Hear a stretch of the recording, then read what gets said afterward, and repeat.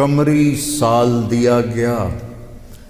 اس کی وجہ مجھے سمجھ آئی 2014 میں جب میں ناروے گیا، اور ناروے میں ہے اینڈ آف دا ورلڈ، شمال میں and of the world Norway میں ہے۔ میں وہاں گیا، اس علاقے میں 2 مہینے سورج نکلتا نہیں اور 2 مہینے ڈوبتا نہیں، تو کیلنڈر جو شمسی ہے وہ فیل ہو جاتا ہے۔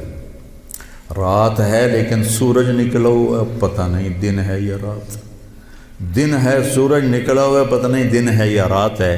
تو کئی علاقے ہیں ایسے اوپر شمال میں جہاں سورج کا کیلنڈر فیل ہو جاتا ہے۔ تو 3 گھنٹے کا اوسلو سے جہاز تھا، آگے 5 گھنٹے کا موٹر کا سفر تھا، 8 کلومیٹر کی سرنگیں تھیں، اور پھر آخری بستی مچھیروں کی تھی، وہاں سے پھر 1.25 گھنٹہ آگے موٹر کا سفر تھا۔ تو جب ہم وہاں پہنچے تو وہ جون جولائی سورج ڈوبتا نہیں، 1 اگست کو ڈوبنا شروع کرتا ہے، اور ہم 4 اگست کو پہنچے، اور شروع میں بس 1 تاریخ کو ایسے ڈوبتا ہے ایسے نکل آتا ہے، پھر 2 کو تھوڑا سا وقفہ کرتا ہے، 3 کو تھوڑا سا وقفہ کرتا ہے۔ 4 اگست کو 20 منٹ کی رات تھی، چونکہ میں 4 اگست کو کیوں مجھے یاد ہے، 4 اگست کو 20 منٹ کی رات تھی، اور ہم وہاں پہنچے تو ابھی ہم نے مغرب بھی پڑھنی تھی، عشاء بھی پڑھنی تھی، اور سورج نکلنے سے پہلے فجر بھی پڑھنی تھی۔ تو یہ ایک انوکھا واقعہ میرے ساتھ آیا ہے جو شاید ہی کسی اور کے ساتھ پیش آیا ہو، یا میرے ساتھ جو ساتھی تھے وہاں میں بھاگا، اور ریلنگ تھی اس کے ساتھ کھڑے ہو کر میں نے اذان دی۔ مجھے اللہ کی مخلوق کو 2 دفعہ دیکھ کے ہیبت طاری ہوئی۔ ایک ماؤنٹ ایورسٹ کو دیکھا کہ وہ پوری طرح ننگا تھا، چوٹی خالی تھی، دیکھ کر میں بالکل گم ہو گیا، جس کے کیل اتنے بڑے ہوں وہ اللہ کتنا بڑا ہوگا۔ اور ایک وہ جب میں اینڈ آف دی ورلڈ پر پہنچا تو اس کا وہ منظر دیکھ کے میں گم ہو گیا۔ میں نے اذان دی، ٹھنڈی ہوا چل رہی تھی، تو میں نے قبلہ دیکھنا چاہا تو چاند سامنے چمک رہا تھا، سورج فیل ہو گیا تھا، چاند چمک رہا تھا۔ تو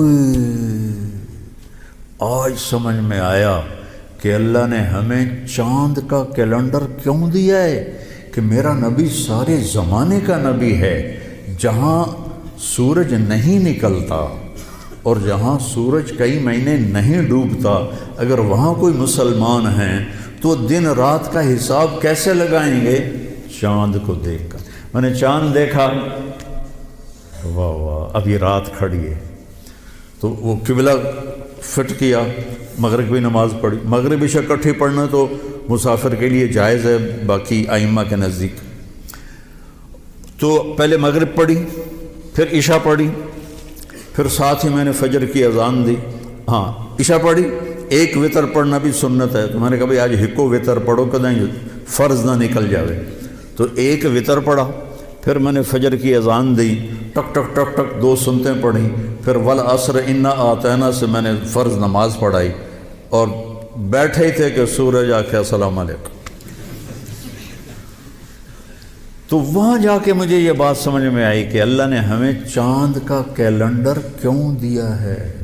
یہ کہیں بھی ناکام نہیں ہوتا، کہیں فلاپ نہیں ہوتا۔ سورج کا کیلنڈر کتنی جگہ ہیں دنیا میں جہاں فلاپ ہو جاتا ہے، ناکام ہو جاتا ہے۔ تو یہ ہمارے نبی کی عالمی نبوت کی ایک دلیل چاند کا نظام شمسی بھی ہے۔ تو بھائیو، میں بہت ساری باتیں وقت کے متعلق بتا گیا، کہنا تو یہ تھا کہ ہندسہ بدلا ہے تو اپنے آپ کو بھی بدلیں، توبہ کریں اپنے رب کی بارگاہ میں، اور گناہوں سے توبہ کریں۔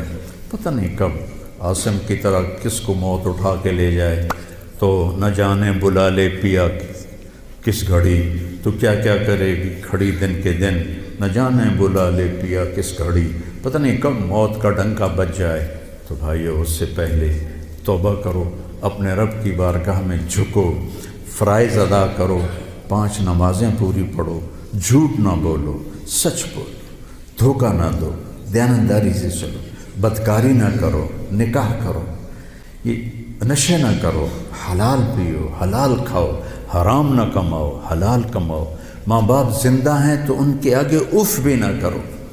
بیوی بچوں سے حسن سلوک رکھو، روب جمانا نہیں۔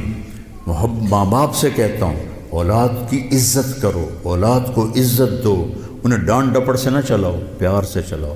اولاد سے کہتا ہوں ماں باپ کے آگے اف بھی نہ کرو کہ وہ تمہاری جنت ہیں، وہ تمہاری جنت کے دروازے ہیں۔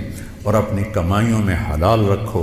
ایک دوسرے سے لڑے ہوئے ہو تو صلح کر لو، کہ اللہ پاک کو آپس کا لڑنا بالکل پسند نہیں ہے۔ اور اب یہ سیاست کا بازار گرم ہو رہا ہے، یہ نہیں منافقت ہے، منافقت کے سوا کچھ نہیں ہے، اس سے دور ہی رہو تو اچھا ہے۔ اور اگر کہیں کوئی سیاست کا کسی کو شوق ہے تو پھر اپنے مخالف کی بدخوئی نہ کرے، اس کی برائی نہ کرے، اس کو گالیاں نہ دے، اس کو برا بھلا نہ کہے، ورنہ اپنی آخرت خراب کرو گے۔ یہ ایم پی ایم این اے ٹکے بک رہے ہیں تو ان کی کیا حیثیت؟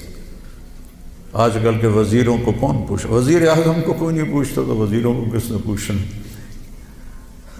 جب میں لاہور پڑھتا تھا تو مغربی پاکستان ہوتا تھا ایک صوبہ، اور اس کا گورنر تھا امیر محمد خان اکیلا، اور پورے مغربی پاکستان کے 11 وزیر تھے۔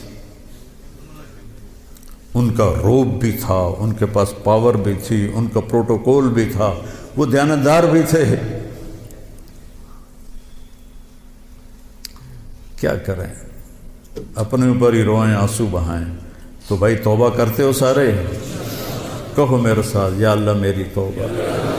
پھر کہو یا اللہ میری توبہ، پھر کہو یا اللہ میری توبہ۔ انشاءاللہ ہماری توبہ قبول ہوگی، اور اگر کبھی ٹوٹ جائے پھر توبہ کر لینا، اللہ پھر معاف کر دے گا انشاءاللہ۔